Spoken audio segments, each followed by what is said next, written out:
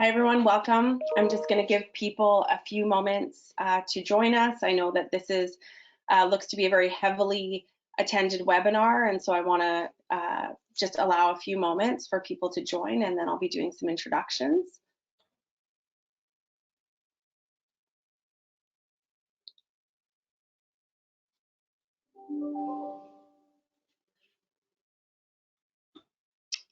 Okay, I'm going to begin. Welcome everyone. My name is Leia Swanberg. I am the founder of Canadian Fertility Consulting. We are a surrogacy agency and egg donor program that helps people from all over the world access surrogacy in Canada. And I'm just so grateful to the amazing team of lawyers who are going to speak to you today about the process of entering Canada in order to come and meet your babies, which I'm sure all of you are very excited about. And for those of you who are new to surrogacy, I hope that you are able to learn a great deal about the process here today.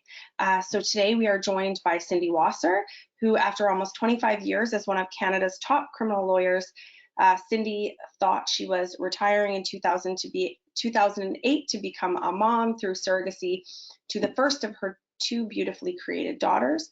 Driven by her difficult journey along the path to parenthood, she instead founded Hope Springs Fertility Law to guide, protect, and advocate for everyone creating families with the help of donors and surrogates. Next, we will be hearing from Alexandra Cole. She is an associate at Green & Spiegel LLP in Toronto. Alexandra practices in all areas of Canadian immigration and in all areas of Canadian immigration and citizenship law, including work, student, and visitor visas and permits, immigration and refugee board hearings, federal court litigation, permanent residency, admissibility and enforcement matters, investigations, and humanitarian and compassionate applications. We are also joined by Stephen Green. He is one of the two senior partners at Green & Spiegel and is certified as a specialist in immigration law by the Law Society of Ontario. Stephen has been practicing immigration law for 30 years and has extensive experience in all areas of Canadian immigration. Stephen has been identified for many years as a leading practitioner in immigration law. He is considered a subject matter expert in the field, frequently asked to speak as a panelist, moderator, and lecturer. And our final presenter is Tim Golden. He is the U.S. Practice Director at Green & Spiegel LLP in Toronto. He's been working in the field of U.S. immigration law for nearly 20 years. Since joining the firm in 2007, Tim has been developing the office's U.S. immigration practice. And due to the unique global position of Green & Spiegel, he has developed a keen and distinguished experience with in-person border applications through U.S. Customs, U.S. consular investor visa applications, and a variety of U.S. applications involving employer and familial sponsorship. His experience covers the full gamut of U.S. immigration matters for both temporary and permanent U.S. statuses. What that tells me is you all are in for a treat. These leading industry professionals will be walking you through the process of coming to Canada to be present for the birth of your child. And it's just such a pleasure, and I look forward to hearing from them, as I'm sure you do. I will now pass it over to Jordan, who will be moderating our webinar today. Thank you, Leah. Hello, everyone. My name is Jordan Stark, and I'm part of the marketing team at Canadian Fertility Consulting, and I'm happy to be here with our speakers today. Before we get started, I'm just going to go over a few housekeeping items. Number one is that we know everyone is at home right now, so in the event that you have an internet connection issue, please call in using a phone. I ask that you please take note of the phone number that's included with your webinar registration email. You can call in so you can still participate. Item number two is that we'd like you to be aware that we are recording this webinar today, and everyone who registered will be sent a direct link to watch this again. After the webinar, we'll also be sending out an email with all of the contact information for our speakers today so that you can get in touch with them one-on-one. And last but not least, we will be taking questions live throughout the webinar today. So we ask that if you do have a question for one of our speakers, to please type them into the questions tab. If you have any issues throughout the webinar, please put your hand up and I can assist you with that.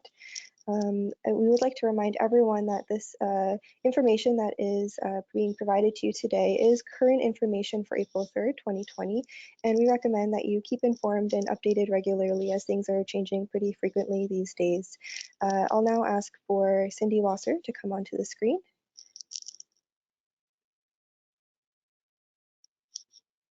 Hi, Cindy. Hello, we can get started. Okay, thank you so much for having me and for organizing this. It's been an extraordinary 2.5-week journey.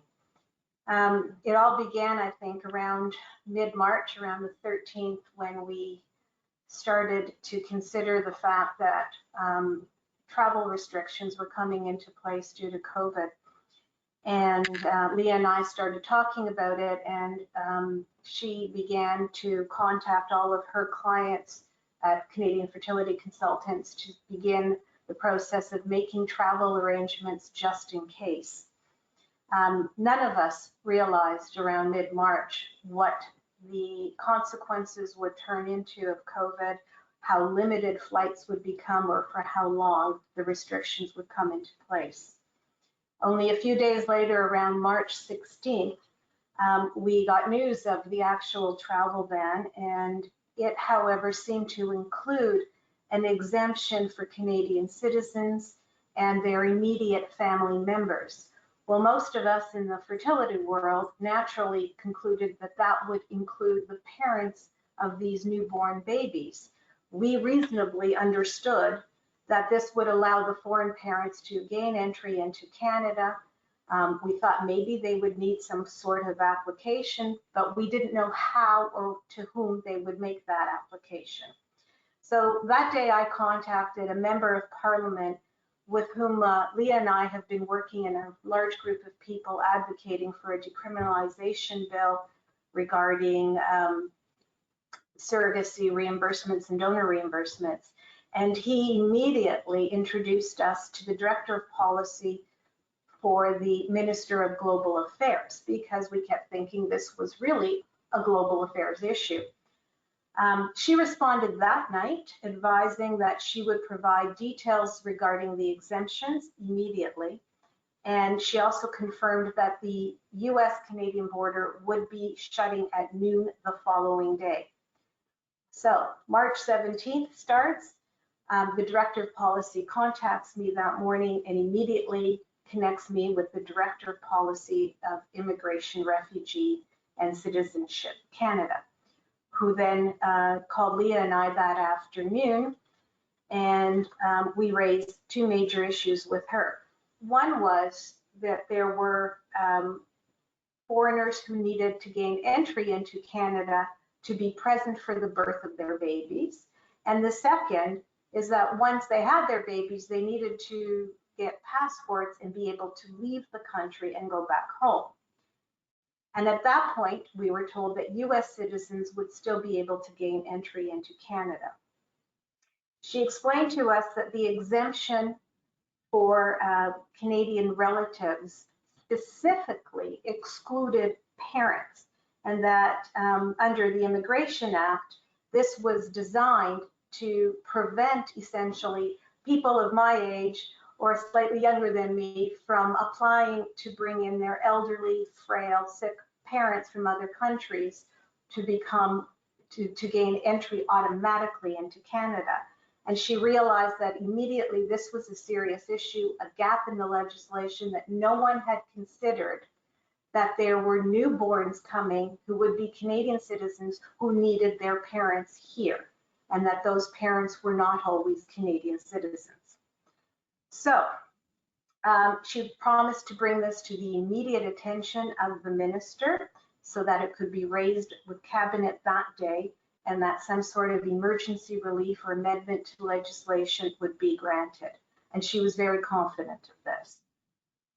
She asked us how many numbers we had, and Leia, who has her pulse on this better than anyone I know, and has the largest fertility agency, estimated about 40 to 50 families over the next several months who would be affected by this issue. And then we were asked to provide the names and the expectant birth dates of those with imminent births. So We got to work on that. I started a group in Canada of all the agencies and fertility lawyers I could think of and reached out to them to tell them what we were doing. My colleague in Alberta, Ellen Embury, drafted a letter that she shared with all of us as a preliminary travel explanation letter. And my colleague, Elise Shopper-Brugel in British Columbia, set to work on the Vital Statistics Office there to begin a streamlined birth registration process so that people could leave the country faster. The following day, May 18th, the director contacted us and I spoke with her and she said people without imminent births should remain home. I had clients from Australia who were coming to Toronto via Houston in the US. They landed in Houston and were denied entry or boarding on their flight to Toronto. And we got word that Passport Canada had shut its doors, leaving the foreigners stranded. The director then advised that they were also working with Transport Canada and Global Affairs to rectify the situation. All of this, by the way, was happening in the midst of our government responding to a myriad, thousands of COVID issues, but this was being considered as a very serious one. The following day, March 19th, my colleague Robin Kazina in Manitoba was able to obtain a passport on an urgent basis for her foreign clients whose baby required immediate medical attention back home, and she provided us with a detailed process from the passport office. The director suggested I contact my clients in Houston to get them to a border city so that they could drive over the border before the border between Canada and US closed on Friday night. Again, we were told to please keep those with later birth dates at home and to not purchase airline tickets. March 20th was the night I didn't sleep. And during that night, I thought about this as an immigration issue more than anything and thought, who do you call in the middle of an immigration emergency? Who are you going to call? Green and Spiegel. So I called Stephen Green that morning and shared his contact with our working group. Several lawyers contacted him immediately directly on behalf of their clients. My clients in Houston got a flight to Detroit, and I also received contact from an Israeli citizen who was taking a flight from Tel Aviv into San Francisco. I sent him a message to get to Detroit as well.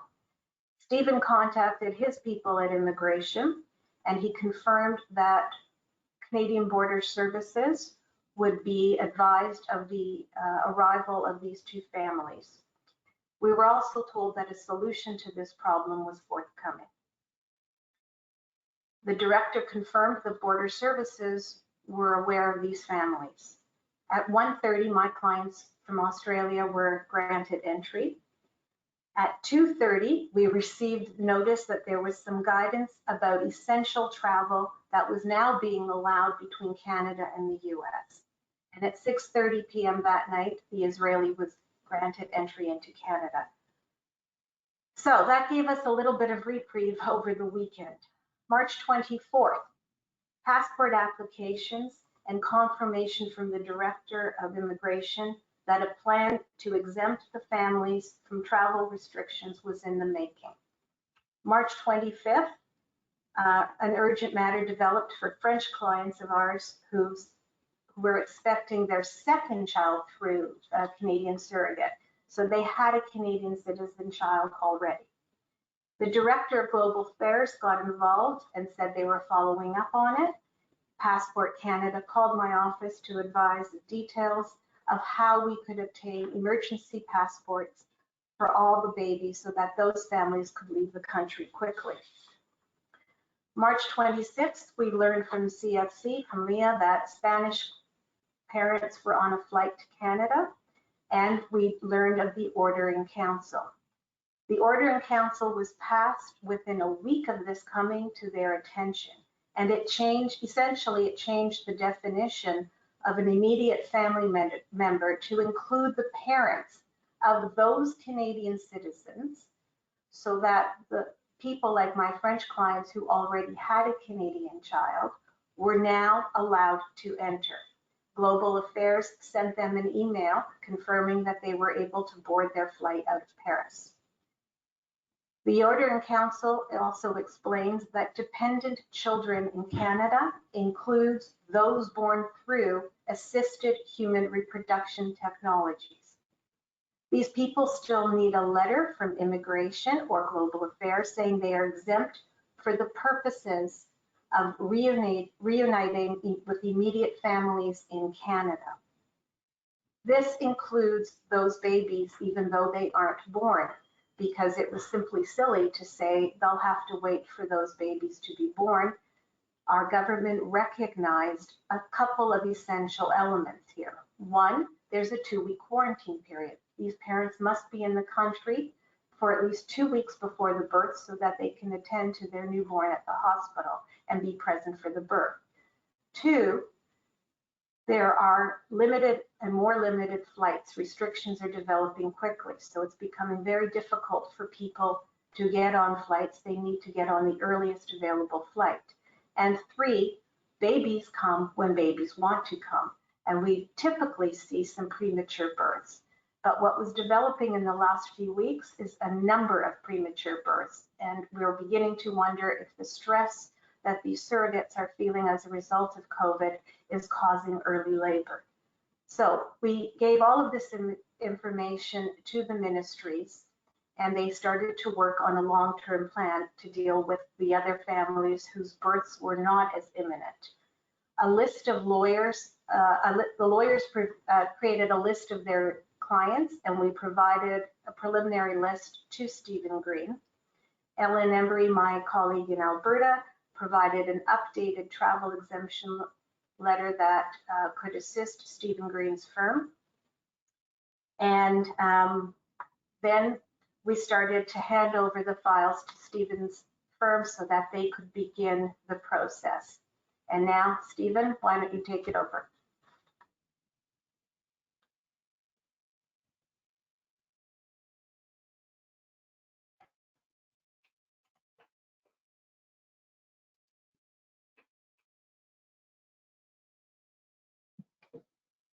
Oh, Stephen, your microphone. There. Cindy, thank you so much. You know, listening to the, I don't even like to use the word story because people will find it hard to believe what you've gone through with your colleagues, helping your various clients to get here. It really is, a miracle, and you're involved in so many wonderful things, helping all these wonderful people from all around the world that none of us could have expected such difficulties in entering Canada. So I just want to add a little bit more with respect to what Cindy has stated. I think it's important to understand how this whole process works in a general way. And what happened was, obviously, there was the COVID issue and the government of Canada had to deal with it. And the way they decided to deal with it was to divide it into 3 areas of responsibility, where you had the people responsible for health in Canada. So they have a little responsibility in this ban, if we can use that word. We have another department, which is sort of global affairs, which looks at Canada interests all around the world. Then we have immigration, that's responsible for creating the policy to determine who should be allowed to come into Canada from an immigration perspective. And then we have the people at the border. We call them the CBSA officers, and those officers implement the policy that immigration creates. So for example, if immigration says there is a ban, but there are certain exceptions, here they are, it's up to the CBSA officer at the border to make that determination. So that's why it really is, quite difficult for a lot of these departments to work together to make sure that everything is going the way the Minister of Health wants, immigration wants, the CBSA people. So I really think that we should give a lot of commendment to these various departments, because the government has moved so fast. As Cindy has expressed, when she heard of certain issues, the government responded pretty darn fast, as far as my experience has been with the government. So in order to kind of protect Canada, the government decided to pass two kinds of laws. And Cindy referred to these things as orders in council. And what an order in council is that the Cabinet of Canada, meaning, the Minister of Public Security, the Minister of Immigration, the Minister of Health, they get together with the Prime Minister and they can pass these special orders because of the urgency and the importance to the Canadian people. So they passed two of them. One they passed dealt with pretty much US citizens. And it basically stated that if you are in the United States as an American citizen, or in the United States holding a special document for Canada, could be a work permit or a study permit to let you study. And if you had been in the United States for at least 14 days prior to your desire to come into Canada, then the border people will let you in at their discretion. But it was very important that it wasn't considered coming to Canada for tourism, recreation, entertainment. So it's really important that if you are crossing the border from the United States into Canada on some of the other exemptions we're going to talk about, that what they're looking for all the time when people are coming from the US is, are you coming for tourism, recreation, or entertainment? And if you are, we're not letting you in. So it's really important that you understand that you have to have sort of a plan of what you want to do in Canada, and it can't be for any of those particular reasons. So to facilitate the rights of Canadians, the government of Canada said, basically, if you are a Canadian and you are outside of Canada, you have the absolute right to come into Canada. If you are an immigrant of Canada, like the Americans call it a green card. If you have a Canadian green card, immigration, you also have the right to come into Canada. And you are permitted as a immigrant or as a Canadian citizen to be accompanied with your dependents. And the government then decided, what does it mean to be a dependent?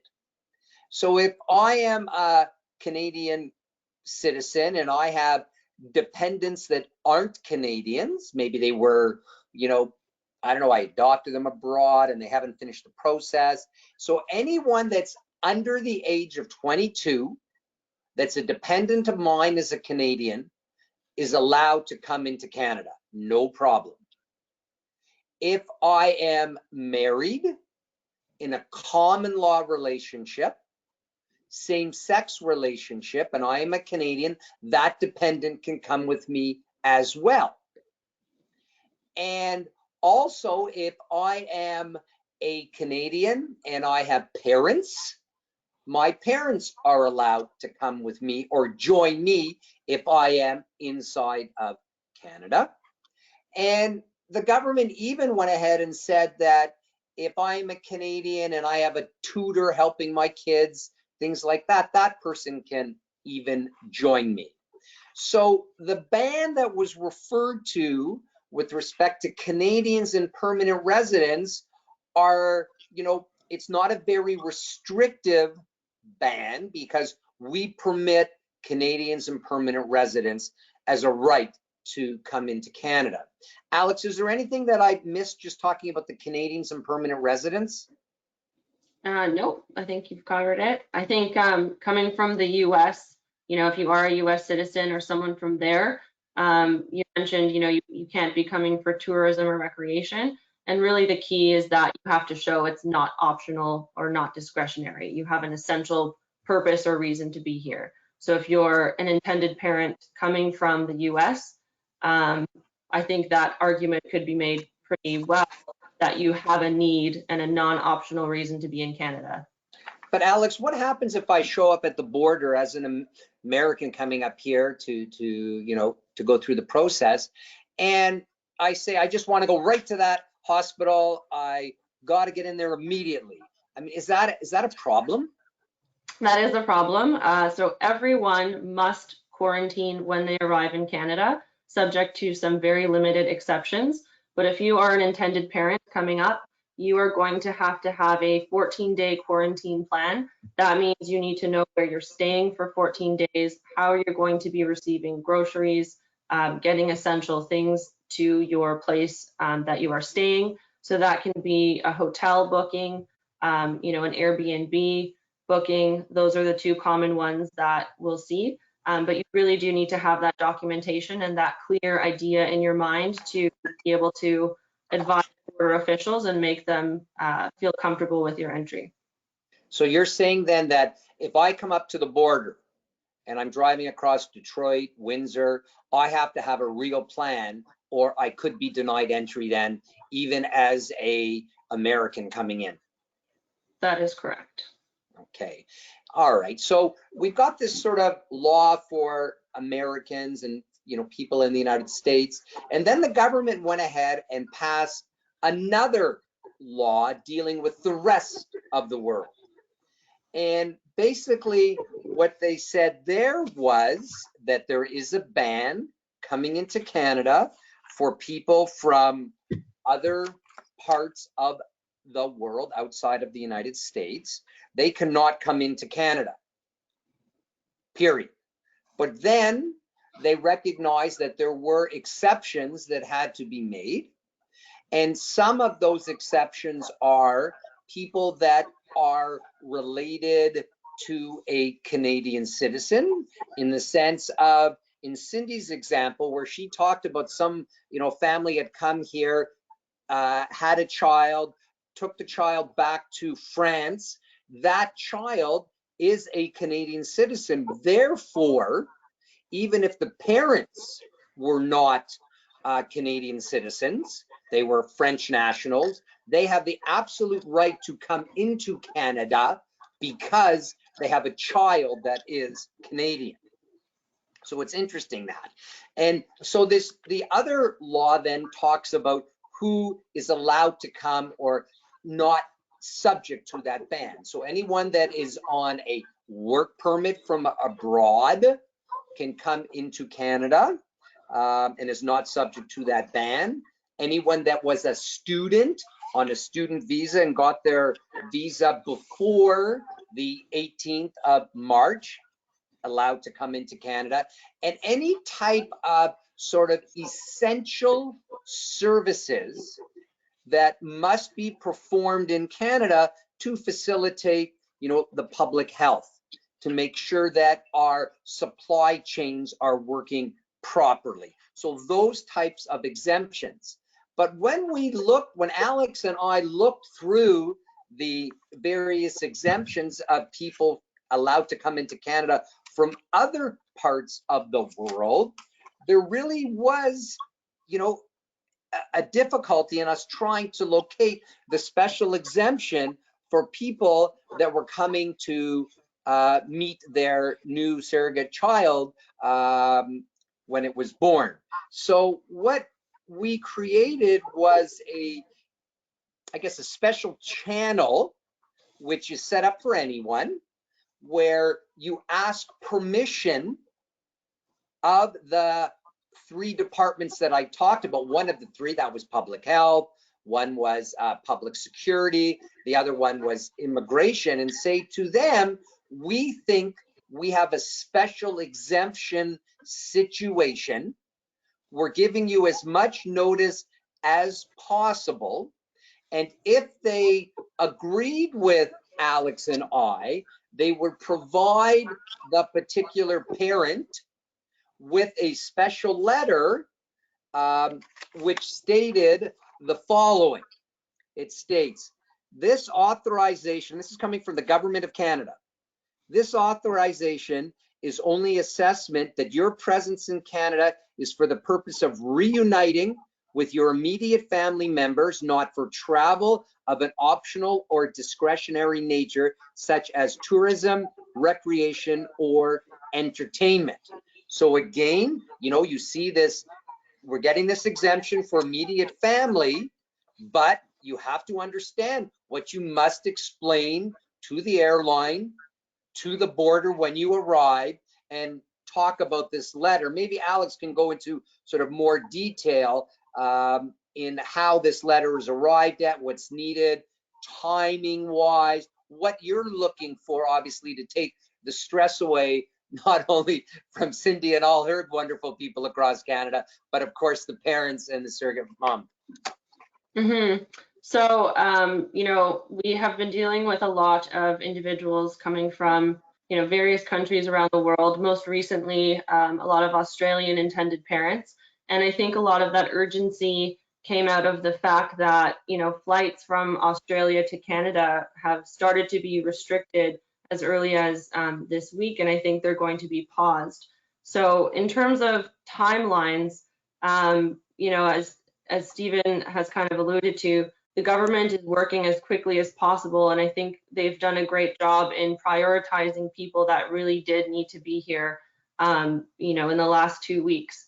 So obviously, we want to be getting these authorizations as soon as possible, and, you know, intended parents should be thinking about booking the earliest flight of the country where they're coming from to get to Canada before we see more restrictions on flights. It's not always, you know, feasible for people to come, you know, 2, 3, 4 months before the birth of the child, but you need to be thinking about those considerations. So I would say, you know, as soon as possible, but it is possible to get these letters from the government with a 3-day, 1-day lead time if need be. So, you know, just keep those factors in mind when you're deciding when you should be traveling and when you should be reaching out to get this process started. You know, and so it's interesting, you know, there's so many moving components here, because not only are we talking about the various exceptions in Canada, how you get the special letter to permit you to board the airplane, but now you're also dealing with the aircraft personnel who have to make determinations really on behalf of the Canadian government. You're talking about situations in your home country where, you know, flights could be canceled. So I guess the message that's really important that Alex and I and so many other people involved in this, Cindy and her whole team, is, you know, prepare. Start now. You don't want to have just the added pressure in your life of saying, where is that letter? Where is that letter? If we can get things going sooner, the better. So I think really, you know, Alex, unless you have anything extra to add about, you know, the special authorization and the process, we're pretty good.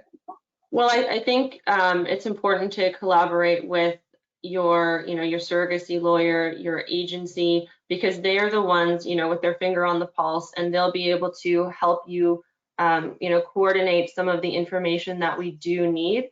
So it's important that the government has enough documentation and enough information from you as the intended parent to confirm that you are eligible for this authorization letter, and to give it to you at the time that you need it. So, you know, things like your intended flight date, if you haven't yet booked your flight, if you have, you know, your itinerary, your surrogacy agreement, proof that your surrogate is a Canadian and residing in Canada, which can be, you know, a Canadian identification, a letter from the doctor confirming, you know, the date of intended birth. So I think some of those items, you know, it's not an exhaustive list, but some of those items are the things you should be thinking about gathering. And of course, when we're working with people, we're giving you very clear guidance on what we need from you and when we need it. So that's something to think about. An interesting piece that's kind of an overlap, not necessarily an immigration related issue, but insurance policies. So you're obviously, you know, traveling in an interesting time. And you're going to need to demonstrate that you do have an insurance policy. And I know that some policies have indicated, or some companies have indicated, that they want to see this authorization letter to have your insurance policy stay valid. So that's an important piece to consider. And I think anyone coming from the United States, where you won't necessarily be getting this specific authorization letter because the rules are slightly different coming from the US to Canada, you should review your insurance policy and maybe talk about that with your surrogacy lawyer if it is appropriate, to make sure that your policy will be valid. Yeah. Alex, for countries that don't need visas to come to Canada, like Australia, Israel, can you talk a little bit about, yes, we have to get them the special letter, but in addition to that special letter, the normal immigration requirements still apply, correct? Correct. And one of those key requirements is to have an electronic travel authorization. That's an ETA. This is an online process that visa exempt foreign nationals can do before traveling to Canada. I think it costs $7. It takes about 5 to 10 minutes, and it's basically just inputting your biodata information and answering some questions about your travel, and if you have any criminal history, any medical history. So you are required to get that done before we can make this request for you, because what we're seeing is the authorization letters are actually granted to the validity of your ETA. The ETA is essentially what allows you to board the airplane in normal times. So anyone traveling to Canada typically needs that, and it's still in place. You still do need that. Do the ETAs, they apply to everyone in the world, or is there a certain exemption? So American citizens are exempt from the ETA. And of course, anyone who needs a visa to travel to Canada, they will need to still apply for a visa at the consulate. And when the consulate assesses and issues them the visa, they automatically also issue the ETA to the person. Right. And then when these people, so hopefully, you've got your ETA, you've got your special authorization letter saying you're allowed to be united with your family. But then again, at the border, you still must have a proper plan of your entry into Canada. So I'm coming in, I'm going to quarantine myself for 14 days. This is where I'm staying, as you've suggested. I mean, we always give our clients, a package, and we call it almost a pocket letter, so that the CBSA officer knows if there's any questions, he or she contacts us and we're able to deal with it right at the border when somebody comes. So I guess, Alex, we're pretty much done our part, and maybe we'll pass it over to Leia. Jordan? Hi guys, it's Jordan. I do have a question here. We would just like to know, we have quite a few intended parents wondering when exactly they should reach out to you to retain your services. Alex? As soon as possible. When you do reach out, we will reiterate to you, the relevant considerations. And as Cindy talked about earlier, babies come early, flights could be delayed or canceled. So you need to be thinking about those things when deciding when to reach out. Do it as soon as possible, and then we can get you situated where you need to be for when you're planning on traveling to Canada, and answer any questions you have. So don't hesitate to reach out if you're still just thinking about it, but you want to, get on the list or start the process. And if I could just add that one of the countries that has added a complicating factor to arriving here is Australia, which has implemented its own restrictions for exiting the country.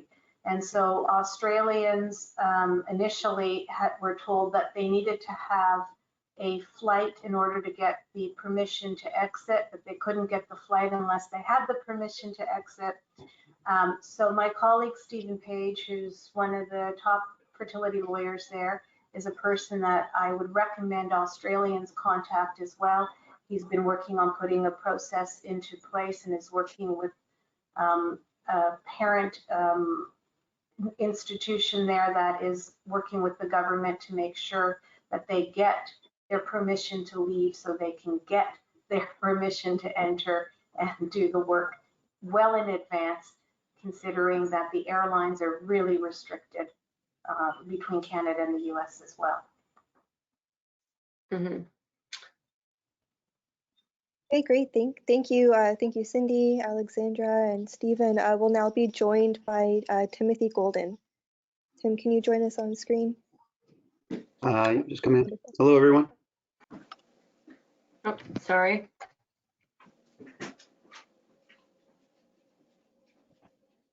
Hello, everyone. Thank you for inviting me to the webinar, and just building off of the introduction to Cindy and from Stephen and Alex as well. I think the big issues, and I think sort of the area to focus on is twofold. One is for individuals, American citizens who are returning to the U.S. after journeying abroad to adopt, and then also important thing is transit as well, which I think is a big issue that we've identified already. Coming through the United States during these restrictions on travel to the United States is the aspect for many individuals who are traveling potentially to Canada following entry into the United States. And that's the focus for, I think, really sort of the second half, or rather sort of the more sort of compromised ability to enter in based on an ESTA, based on a transit through the United States. But first and foremost, I think the discussion really should center around what are the options for adopting a child abroad, particularly for US citizens, and then returning to the United States with the newborn child and the adopted child. Now, the issue I think to really sort of address initially is the idea of what's available to qualify the newborn as a US citizen, being able to enter into the United States. So, obviously sort of the focused example is traveling to Canada for the birth of the surrogate child, and then making a determination about the biological relationship with US citizen parent or both US citizen parent. And with that allows for, through the US Consular Services, to make an application for a report of a consular birth abroad. And in recognition of either two US citizen biological parents, which would determine any of those parents having spent some time resident in the United States anytime, then they would be able to deem that child a US citizen. If it's one biological parent who would be able to be determined to have US citizenship, then it would be by the standard of 5 years of residency within the United States prior to the child's birth, 2 of which came after the age of 14. And it's an involved application, and when it does sort of enter into that realm, identifying residency, etc. But that is really for direct U.S. citizenship for a child would be the only means by which U.S. citizen parents would become returning to the U.S. Without going through the sort of extra steps which are required traditionally for any adopted child.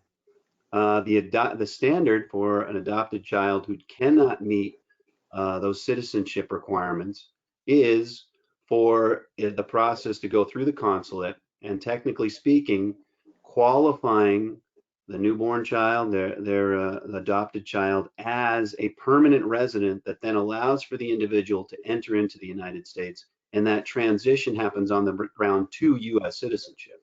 But that really is something to be identified as obviously not immediate, and the ability to, or rather sort of understanding what those delays will be, because there is a consideration for sort of across the board, whether it be U.S. citizens who can't claim a direct citizenship for their child, petitioning for them. That is, as is everything these days, delayed, and that's a process that's 14 to 16 months. Granting of the permanent residence and being able to enter into the United States. So I would really strongly encourage sort of an exploration of biological U.S. citizenship claims, and beyond that, that's where sort of the long-term understanding of returning to the United States with the adopted child really has to be considered.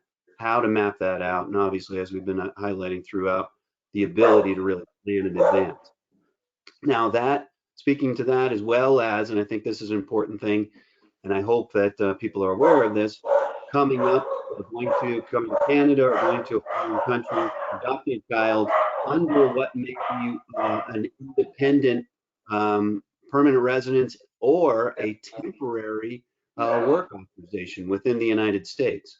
And that would be, again, something that is not immediate, has to be a full declaration of the adoption, and then that being presented at a U.S. consulate abroad to deem their child as a dependent under their temporary non-immigrant visa classification. So that sort of covers off individuals who are returning to the United States with a child born abroad that they want to enter into the United States with.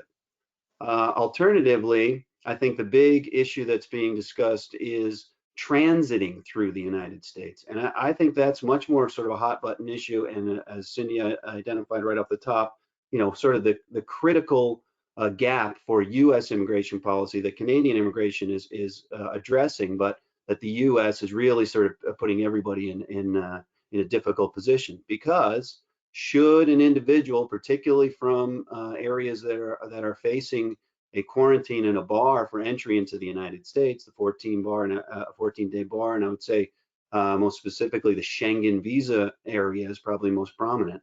That's the issue that, unfortunately, we can't really necessarily answer or provide a solution for, which is an individual coming from Europe, going to Canada, has to transit through the United States.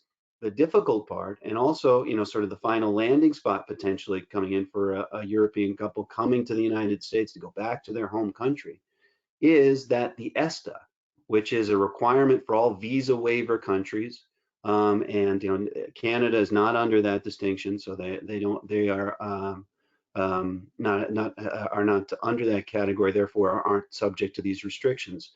But the ESTA is required to be completed in advance of traveling to the United States. And under this current crisis, they have, US government, Customs and Border Protection and USCIS, have been proactive about actually canceling ESTAs in advance from those countries for individuals who may be coming through. So, with that and that ESTA in place, the problem would be initially, can we transit through the United States? Can we get to the United States under our visitor status? And again, those restrictions are the ones that are really going to complicate that.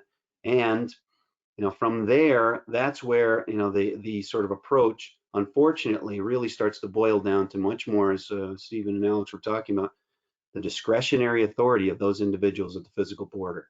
And that translates or transfers even further beyond the idea of an ESTA or coming into under an ESTA, being able to meet the standards, which I haven't been in this country for 14 days. I have not, I can adhere to the requirements of the travel ban. There are two factors to be considered. Is my ESTA even valid? Are they going to even allow me to complete one in advance?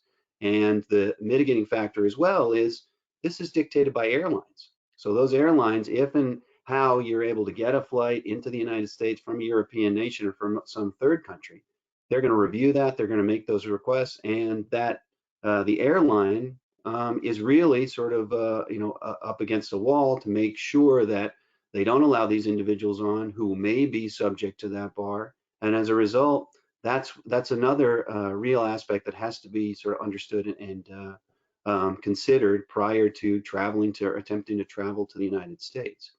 And I think the discussion, of course, where Canada now has opened up or is potentially, a consideration for a landing spot in advance, coming into Canada and then traveling to the United States for the birth of the surrogate child, would be for the adopted child, would be for entering into Canada and seeing what those options are, staying here, and then, and I would say that this is probably sort of the highest level of scrutiny and difficulty, but is really about the only option that you can look to, is the possibility of what's called being paroled into the United States under humanitarian parole. Finding out a way, figuring out a way, or already resident in Canada and entering into the United States, a physical border is really sort of the last attempt or possibility to then approach that border and identify a humanitarian issue, which would be that humanitarian medical issue of the delivery of your adopted child. And that again is subject to, there's no guidance, and I really would have to say sort of reflection, and as Cindy sort of talked about from the off the top, is that there unfortunately has not been the level of guidance that Canada has been able to identify. And that is a factor, I think, inherent in that, is that adoption in many, in such large parts within the United States is dictated on sort of state by state determination, and internal adoptions within the United States are much more sort of nebulous in comparison to these hard, fast rules of coming in and bringing in an adopted child back to the United States.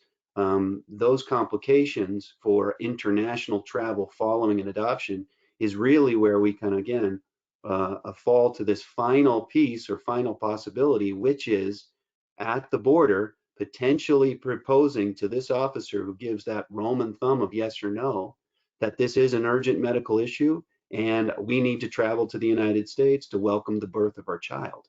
And that again is just something that, unfortunately, the bad planning and the sort of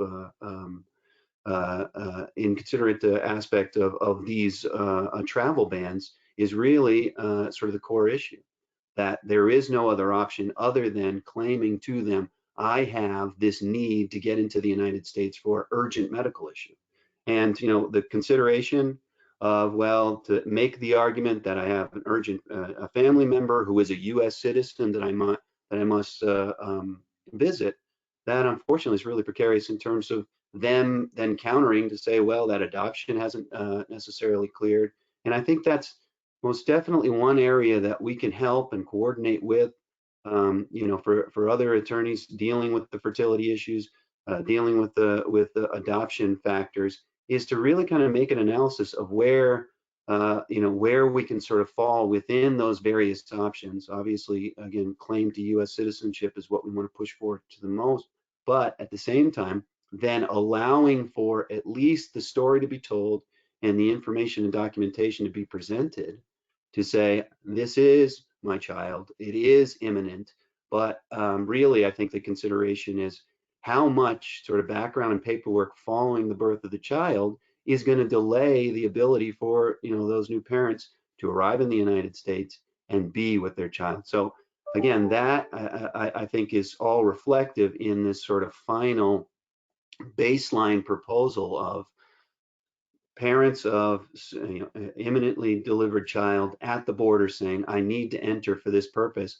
And it comes down to humanitarian parole, medical issue, and whether, based on the standard that Alex and Stephen were talking about, the essentiality, which has been introduced on both sides of the US-Canadian border for essential entries for individuals who have essential need to be within the United States.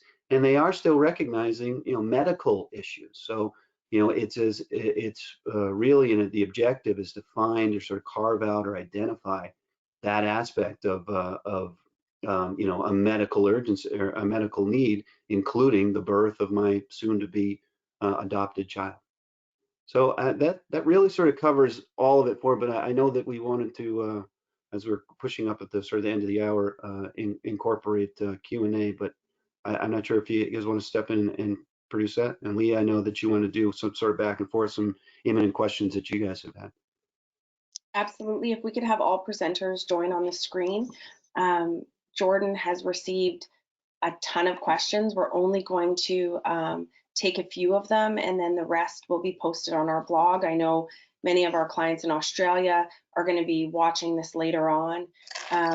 But I want to thank all of you. I know that this is really a moment-to-moment, day-to-day, changing, very fluid situation here in Canada. And Timothy, thank you for joining us to speak about the US process. Many clients currently are searching for answers there. And so to anyone that's listening, we are going to send out a video with links to connect with these folks later on today. And Jordan, if there are a few short questions, and then whoever would like to answer them, please just jump in. Yeah, great, thank you. We do have quite a few questions coming in. A lot of people are asking a similar question, so we'll start with that. It's two parts. Number one is they would like to know, is the Canadian government providing quarantine accommodations for people flying into Canada? And part two, since international flights are only coming into certain airports in Canada, many IPs have to travel up to a day's distance to get to the city where their baby is being delivered. What are the rules for quarantining? Do they have to quarantine in the city they arrive in, or can they get to their destination and then quarantine then? So people have been allowed to enter Canada at the first port of entry and then continue on to their connecting flight, where they will then quarantine in the second city, their city of destination. That's been fine. There is no quarantine facilities or anything of that nature set up by the Canadian government. It's very much, a question you'll be receiving from the border officials as to what your plans are. I know that some people have been told, by hotels when they're booking that the hotel has a specific kind of quarantine policy and procedure in place. Some hotels are offering shuttle buses for people who have arrived, I think, to help with that kind of transportation piece. So it's very dependent upon what your plan is and where you're going. I think avoid public transit is a good piece of advice, and try to limit your interaction when you're arriving. If you have a good relationship with someone on the ground in Canada, perhaps they can pick you up and you can have protective gear in place for that car trip. I should add that the letter that you get for permission does not specify that you will be granted the connecting flight from your port of entry to the other city, but that everyone has been so far. And it seems that they often don't find out until they've landed. So an Australian lands in Vancouver, finds out then that yes, they will be allowed to take the connecting flight to the next city to do the quarantine. And Leia, maybe you should share some of the experiences our clients have told us about the assistance they've had from their remarkable surrogates in helping them. It has been amazing. We've had surrogates who are shopping and stocking the Airbnb for the intended parents. We've had surrogates send family members to pick up from several hours away. We've had surrogates deliver prior to the intended parents getting out of quarantine and caring for the babies. And it's just, I mean, listen, we're inspired by these women every single day. And it's just been amazing. And it's nothing. You know, you speak to these women and they're like, well, of course they have to have food when they get here. Of course I need to send someone. And it's just been so inspiring. And, you know, in terms of the intended parents arriving, you know, my advice to everyone is retain these folks, get them taking care of this. Our job as a surrogacy program, Cindy's job as a surrogacy lawyer, is to help you insulate the relationship with your surrogate and to ensure that she feels safe, that she knows the baby is going to be cared for immediately upon their birth. And the way you can do that is to show up for her by taking care of these details, allowing us to refer you to the experts to take care of these details. And so if you are unsure if you know how to proceed, reach out to any of us. We will guide you through this process. You know, people are coming to Canada, people are getting home. We have systems in place with Passport Canada and with these guys in terms of getting you here. So please lean in, allow us to support you. You're not alone. We are absolutely available to you to help walk you through this process. And do remember, couldn't have said better, the distance from the surrogate when you arrive. Right, yes. Canada's a big place, so know that you will likely have to rent a car or figure out how to get to her, and we'll help you with that. Jordan, do you have a couple of other questions or one more maybe? Yes, for sure. Just two more quick questions. A Canadian citizen coming from abroad, do they require an ETA to get into Canada? No, Canadian citizens are not subject to ETAs. We have the absolute right to come to Canada, subject to the airline being satisfied that you're healthy, because they have the right to deny you boarding if you're not healthy. Once you get healthy, absolutely. So just understand that. Okay. And Stephen, would you still suggest Canadians that are, have been living abroad for a number of years, would you still suggest that they connect with you to find out and ensure that they have everything in place, or is it as simple as just getting on the plane? No, you don't need our help for that. You just make sure that you are healthy and you have the absolute right to get on a plane. But, as Cindy has stated and other people here, the window's getting smaller. So get home. Yeah. Thank you. And We have make sure you're quarantining, isolating in your local place before you plan to come here. Don't get sick, please. Thank you, Cindy. We have another question here. For those who aren't Canadian citizens, they would like to know, do they need to have a flight booked before requesting a letter to get into the country? Alex? As far as we know now, it is not a requirement to have your flight booked. You should have a general idea of when you need to be in the country, where you're going to be coming from, and where you're going to be arriving in Canada. Jordan, I just have one more question. Sure. From a client who is in China and is concerned that the Chinese government may not allow them to leave. And so is there a mechanism or a way that you could help them deal with the Chinese government so that they can enter Canada?